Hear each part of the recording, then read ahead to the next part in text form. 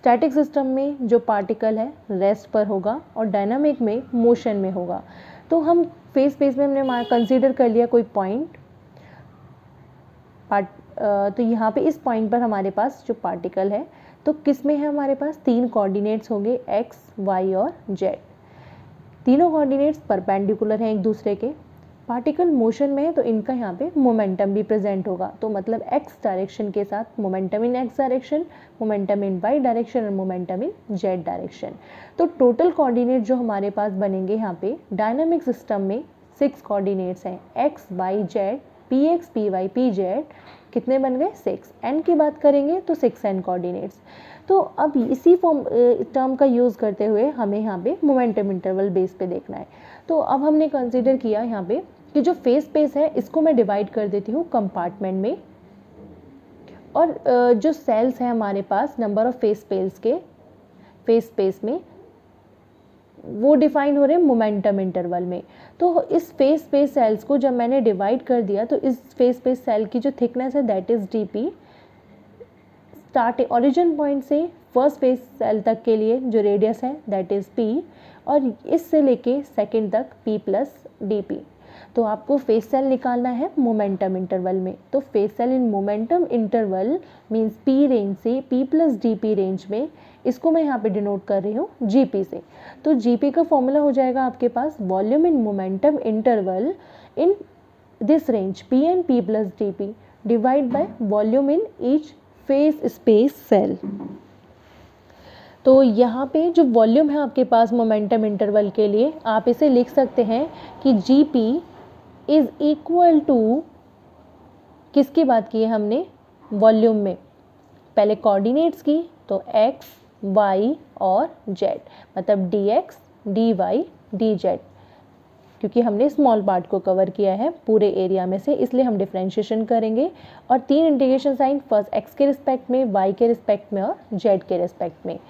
Same momentum की हम बात कर रहे हैं यहाँ पे, तो मोमेंटम इंटरवल dpx, dpy और dpz डिवाइडेड बाय हमारे पास ईच फेज स्पेस सेल का वॉल्यूम।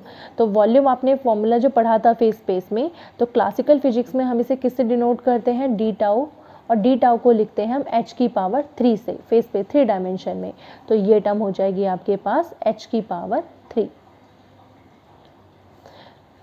तो यहाँ पे जो dx, dy, dz है ये टर्म क्या है, यहाँ पे वॉल्यूम है।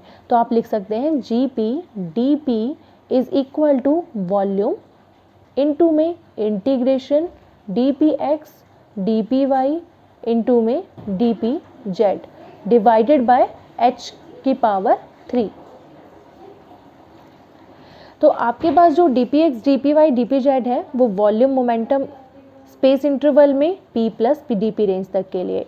तो आप यहाँ पे इसकी वैल्यूज़ को डिफाइन करेंगे। तो वैल्यूज़ को कैसे फाइंड कर सकते हैं यहाँ पे, तो आपको दिख रहा है इस स्फेयर में जो 2 स्फेयर थे यहाँ p और p प्लस dp रेंज में, तो मैं इसे बोल दूँ कि रेडियस फर्स्ट और रेडियस 2 के लिए तो स्फेयर का वॉल्यूम हमारे पास कितना होगा 4/3 पाई आर क्यूब। तो फर्स्ट रेडियस और सेकेंड रेडियस के लिए आप दोनों टर्म निकाल सकते हैं। तो यहाँ पे पहले इस इक्वेशन नंबर 1 में आप निकाल सकते हैं dpx, dpy और dpz। कैसे निकालेंगे, ये टर्म आप निकालेंगे यहाँ पे कि वॉल्यूम ऑफ स्फेयर है हमारे पास। अब वॉल्यूम ऑफ स्फेयर किसके लिए, फर्स्ट सेल, मतलब जो फर्स्ट रेडियस है हमारे पास, फर्स्ट रेडियस है p और p प्लस dp। तो सबसे बड़ी रेडियस जो है हमारे पास इसमें कौन सी है, p प्लस dp, मतलब सेकेंड वाली। तो volume of sphere p plus dp के लिए minus volume of sphere with radius p के लिए। तो हम यहाँ पे वॉल्यूम स्फेयर का फॉर्मूला 4/3 पाई आर क्यूब। तो अब मोमेंटम की हमने बात की है तो r कितना हो जाएगा p प्लस dp, तो p प्लस dp की power 3 minus 4/3 pi R cube. अब r किसके लिए बात हो रही है यहाँ पे, मोमेंटम के लिए, तो 4/3 पाई p3। तो अब इन दोनों टर्म को आपको सॉल्व करना है। आप जब सॉल्व करेंगे तो ये टर्म आएगी 4/3 pi a cube plus b cube plus 3ab into A plus B minus of P की पावर 3। ये टर्म मैंने 4/3 पाई कॉमन ले लिया और इस टर्म को सॉल्व करने के बाद या पहले आपने इस ब्रैकेट को सॉल्व कर दिया, माइनस ऑफ ये टर्म हो जाएगी 4/3 पाई पी की power 3।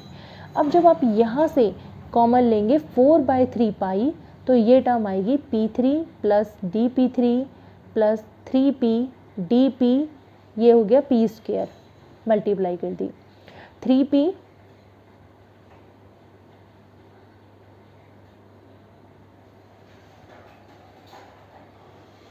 dP square minus of P की पावर 3। तो यहाँ से ये वाली टर्म कैंसिल आउट, P3 से P3। अब हमारे पास रह गई टर्म यहाँ पे dP3 और d स्क्वायर P और 3P स्क्वायर dP।